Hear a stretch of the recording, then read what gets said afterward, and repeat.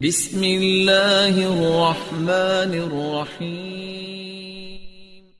سب سے پہلے ضروری یہ ہے کہ جس رب سے مانگنے لگے ہو اس کی کچھ حمد بیان کرو، اس کی کچھ تعریف بیان کرو۔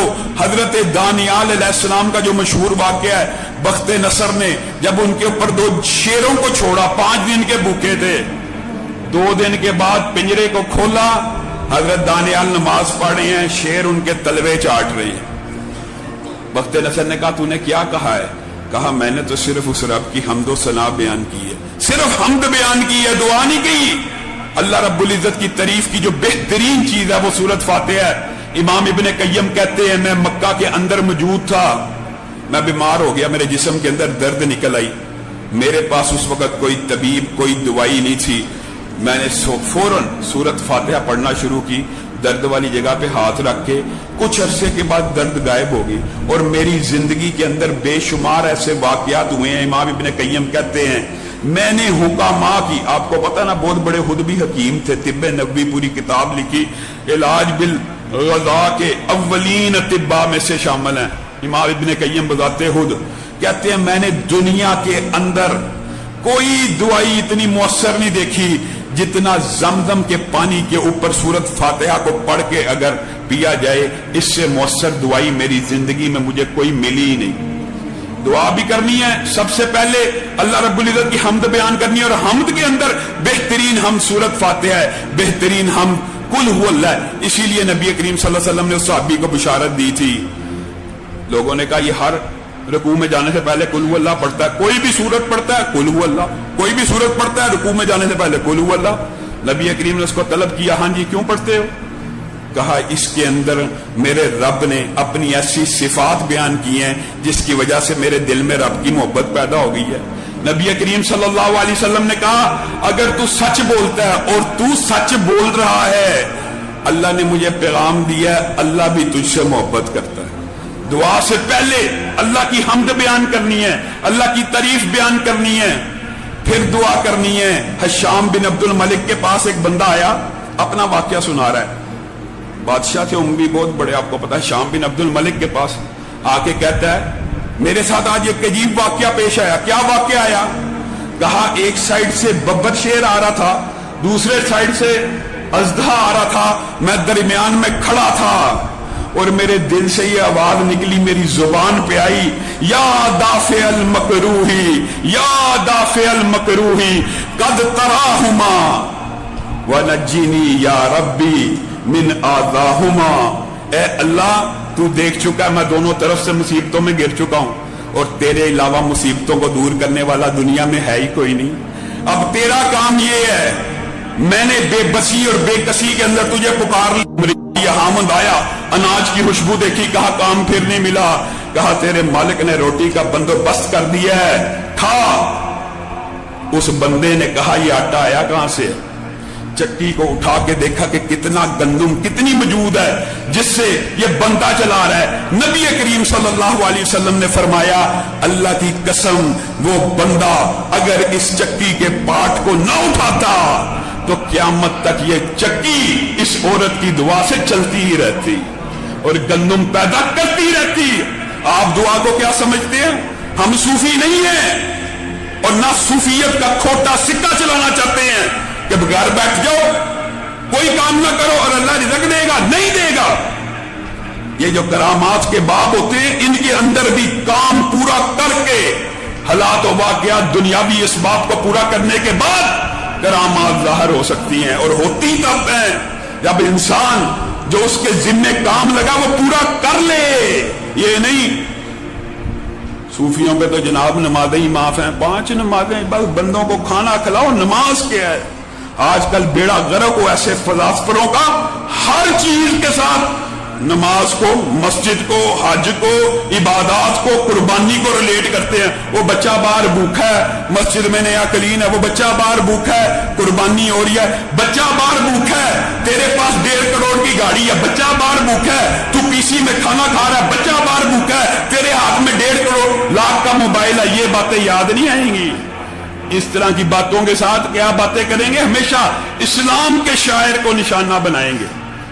ایک بات اور دوسری بات میرے بھائیوں، دعا کے اندر آپ نے جس چیز کی احتیاط کرنی ہے، ایک جو آپ کو کہہ دیا حمد، اللہ کی تعریف بیان کر کے، اور تعریف کے اندر بہترین صورت فاتحہ ہے، اور اس کے بعد دوسری چیز نبی کریم صلی اللہ علیہ وسلم نے فرمایا وہ دعا زمین و آسمان کے مابین معلق رہتی ہے جس کے شروع میں مجھ پہ درود نہیں بھیجا جاتا. نبی کریم صلی اللہ علیہ وسلم کے اوپر درود بھیجو گے تب دعا کی قبولیت کا امکان زیادہ ہوگا. نبی کریم صلی اللہ علیہ وسلم کی ویسے دعائیں دیکھو، اس کی کیا وجہ ہے؟ جو بندہ ایک مرتبہ درود بھیجتا، آپ کے سامنے اس کے فضائل رکھ چکا، اللہ اس کے اوپر 10 بار درود بھیجتا ہے. اور نبی کریم کی ایک مرتبہ کی دعا جو ہوتی ہے وہ اتنی نتیجہ خیز ہوتی ہے. حضرت عروہ، نبی کریم نے ایک دن ان کو 1 دینار دیا، کہا یہ ایک بکری لے آنا، ہم ذرا ضیافت کرنا چاہتے ہیں. عروہ گئے، 1 دینار کی بکری خریدی، بعض روایات میں 1 درہم کا لفظ بھی ہے.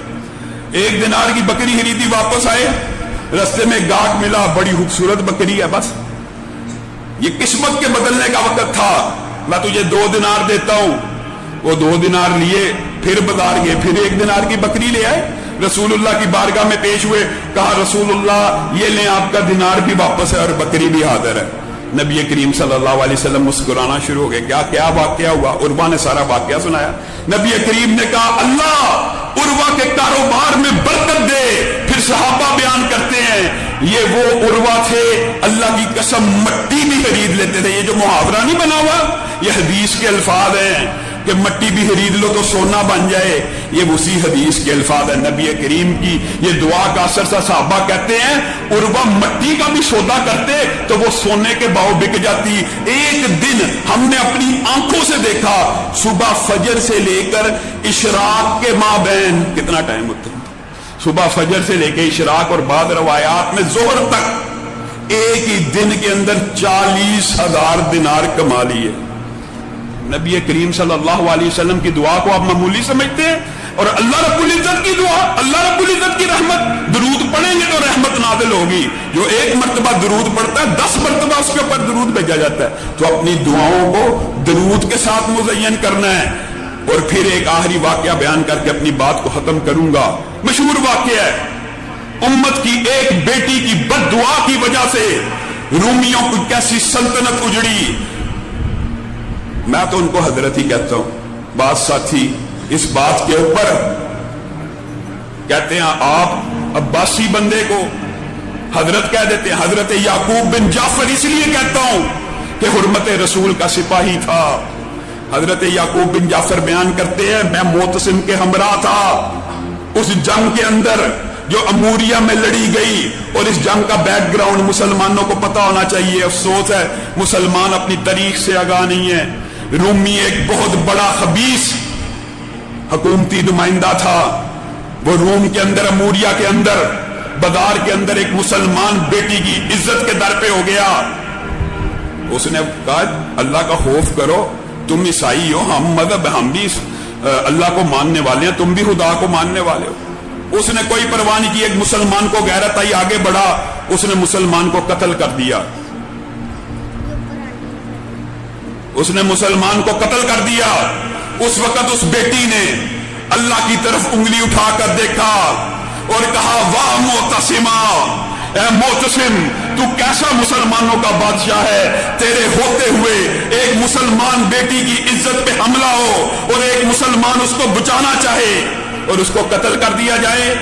وہ ہنسنا شروع ہو گیا. کہا معتصم کو تیرا پیغام کون پہنچائے گا؟ ہزاروں کلومیٹر دور بیٹھا ہوا ہے، کون پہنچائے گا؟ ایک مسلمان پورے مجمع میں موجود تھا. اس نے ارادہ کیا اس بیٹی کی پکار کو، اس کی اللہ کی طرف اٹھتی ہوئی انگلی کو میں معتصم کے دربار میں ضرور اس منظر کو پہنچاؤں گا. معتصم کو آ کے خبر دی.